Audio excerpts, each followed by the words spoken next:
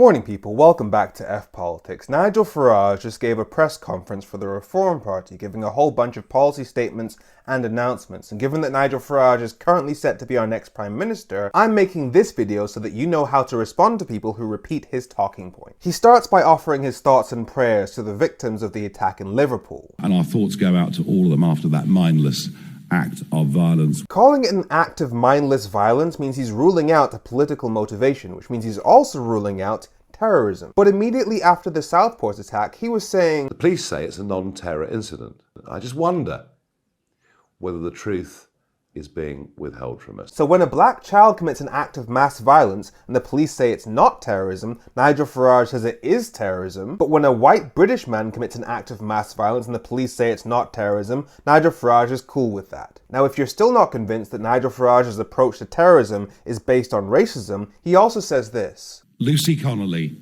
should not be in prison. Lucy Connolly pled guilty to inciting racial hatred when she tweeted that people should go and burn down hotels full of refugees. Now, she may not have been charged with a terrorism offense, but to normal people, that's terrorism. Especially as posts like hers led to the riots last summer, where people literally did try and burn down hotels full of refugees. And the dictionary defines terrorism as the use or threat of illegal violence for political reasons, and she did this because of her views on immigration. So Nigel Farage is calling for the release from jail of a convicted criminal who admitted to a crime that most of us would call terrorism. So whether it's the white Liverpool attacker or the white Lucy Connolly, if you're white, terrorism's okay, according to Nigel Farage.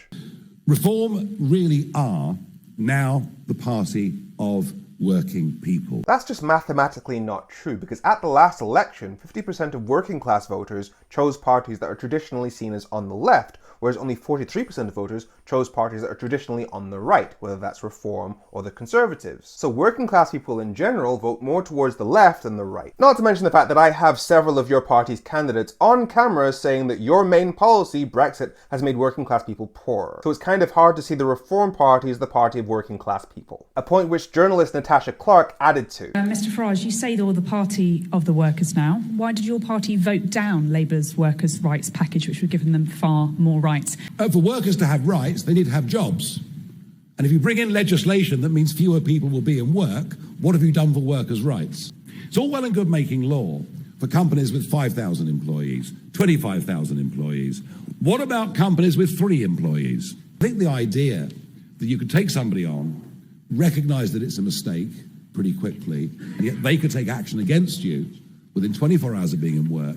So his argument is that if you give employees more rights, then small companies aren't going to want to employ them. But the right we're talking about here is the right to sue your boss for unfair dismissal. So if you get fired for an unfair reason. But if you get into the job and you don't do the job correctly, that won't be an unfair reason. These rules would only apply if the business takes somebody on and then fires them for a reason that isn't above board. So Nigel Farage is explicitly arguing for the rights of big businesses to abuse the power that they have over working class people. Again, not exactly the party of the working class. And to say that you're doing it in the name of small businesses, when small businesses are the ones that are screaming the loudest about the damage that Brexit has done to them because of the extra cost of red tape which they can't afford, again, the hypocrisy is off the scale. Because here's what he really cares about. The number of people who paid top rate tax, i.e. what was 40%. So what we're seeing at all levels are more and more people being dragged into tax, into higher taxes. So he's literally saying that he wants the top earners to pay less tax when the majority of the UK wants the rich to pay more tax. But here's where we get to the big announcements of the day. Lifting the 2-child cap is the right thing to do. For lower paid workers, this actually makes having children just a little bit easier. Now, is Nigel Farage doing this because he genuinely believes that getting rid of the 2-child limit on welfare support is the right thing to do? Or is he doing it because he thinks that Labour is going to adopt that policy and so he wants to make it look like Labour is copying him? As for whether he's doing this on compassionate grounds, this is Nigel Farage, somebody who said he believes in a small state and individual responsibility. What that means is, it's not the government's job to look after you. So the government financially supporting people who choose to have more than the average number of children is against everything Nigel Farage has ever claimed to stand for. But he does hint at another motivation. That this is aimed at British families.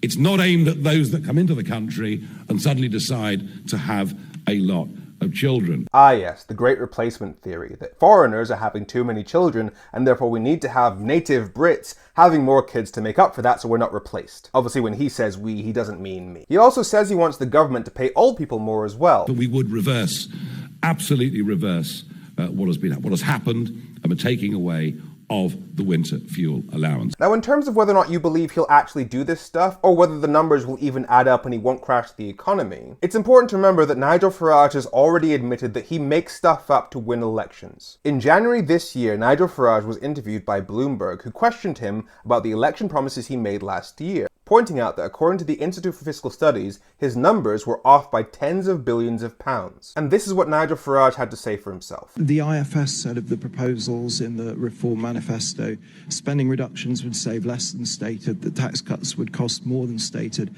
by a margin of tens of billions of pounds a year. Look, we weren't going to win the last election. What we wanted to do with the contract was to set out our vision broadly of where we want to go. Now, the responsibility that is upon me now is very, very different. We're now in a completely different place, and I fully accept that I fully accept the point you're making, that between now and the next election, we've got to be more specific rather than general. That literally means that last year he did not feel the responsibility to be mathematically truthful to the public during the election because he wasn't going to win, and so it was okay to promise things that he knew he could never deliver. Which is why I pointed out in my article yesterday for The Independent that anybody who is willing to believe a man who has said to your faces, "I will lie to you to win elections," must have a degradation kink. It can only be explained by you gaining some sense of physical satisfaction from being constantly humiliated. Now, because the polls show that the majority of people aren't actually in favor of getting rid of the two-child cap on welfare support, he says this. And some will tell you, well, Nigel, this is not actually a popular policy in the country, but then I've never ever spent my time being a populist politician. Are you serious?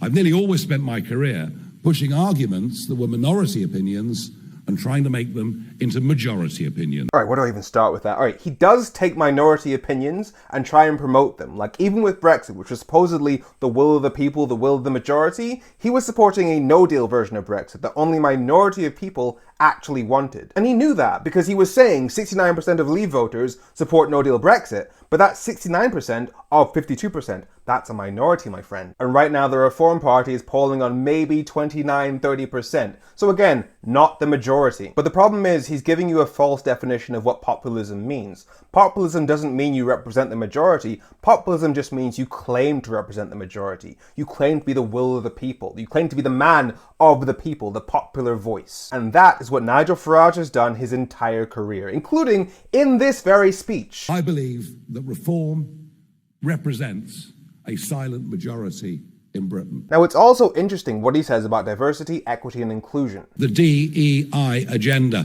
which is costing the taxpayer up to £7 billion a year. We are a party that believes in meritocracy. But the UK doesn't run based on merit. Simply having an ethnic minority name makes it 70 to 90% harder to get an employer to call you back for a job. And that's based on studies that were done using fake applicants who had the exact same qualifications. So logically, that means that ethnic minority people with even better qualifications are often overlooked. That means that because of racism in the UK, companies are not getting the best talent. So getting rid of policies that are aimed at improving equality will actually cost the UK more money. And it's not like Nigel Farage isn't aware of racism in employment, but he's just focused on the attempts to rebalance the scales, not the fact that the scales are unbalanced to begin with. We also find it appalling that there is now open discrimination in employment advertising against white British people. Now, he also complained about Keir Starmer's Brexit reset because it wouldn't give British fishing workers the ability to catch more fish. And as I think the only MP with a vested commercial interest in fisheries, which I do. Sorry, let me just stop you right there. He's saying that, hey, fishing workers, I'm on your side. But he was an MEP of the European Parliament and a member of the Fisheries Committee of that Parliament. And there were 42 meetings while he was in office, and he attended one of them. The man was in a privileged position to speak up for British fishing workers at the European level, and he chose not to. It means the death of nearly all of our inshore fishing industry. Because of the Brexit that Nigel Farage inflicted on British fishing workers, some of them have feared losing their homes, some of them have turned to alcohol. The National Federation of Fishermen's Association says that by next year, they'll have lost £300 million. And that's because the UK sells about half of all the fish that it catches to the EU, and Brexit has created trade barriers with the EU. So it's all well and good potentially being able to catch more fish, but we wouldn't be able to sell them. So it's absolutely insane for Nigel Farage to be complaining about the state of post-Brexit fishing. But that's kind of Nigel Farage's whole game. He complains about real problems that people are facing, but they're problems that he's largely responsible for. For example, And I'm talking about successful, hard-working, entrepreneurial people. And they're leaving our country at a very, very rapid rate. It's the biggest brain drain we've had since the 1970s. the head of London's financial sector says that Brexit is the reason that 40,000 people have left their industry. We are watching the de-industrialisation of Britain. The UK's manufacturing industry has explicitly said that Brexit has damaged the UK's place in European supply chain. So he's complaining about us having a shit economy, and that shittiness came directly from him. He's also copying American politics with this. I am pro-choice, but I think it's ludicrous, utterly ludicrous, that we can allow abortion up to 24 weeks. Less than 1% of abortions in the UK are carried out after the 20th week, so they'll most likely be the most extreme cases where the lives of either the mother or the fetus are at risk. And that's what Nigel Farage is choosing to point at as a reason for opening the abortion debate. And as the last couple of points, he keeps using this attack line against Labour politicians. We have a bunch of lawyers. We have a bunch of people prepared to bow down to this concept of international law. Do you know what we call people who don't bow down to international law? International criminals. Farage spent part of this speech complaining about the European Convention on Human Rights, which was invented basically in response to the events of World War II. Because after what happened to the people in Germany, it was decided that there needed to be international rules to limit what governments could do to people. And so Nigel Farage is explicitly going back on that. Does that sound like a good sign to you? And finally this. I'm not afraid of anything. I'm not afraid of the mob. I'm not afraid of criticism. I'm not afraid of protest. You're not scared of criticism. No, even though I have a ticket. That can be revoked at any time, sir. Your right on site has been revoked. I'm asking you to leave, sir. You're now a trespasser on site. Record all you like, but we can take you off. Please, sir. We'll see that? He's really pushing me. I'm being physically pushed out of the venue. I'm Femi. Make sure you follow F Politics so politics doesn't F you. Have a great week.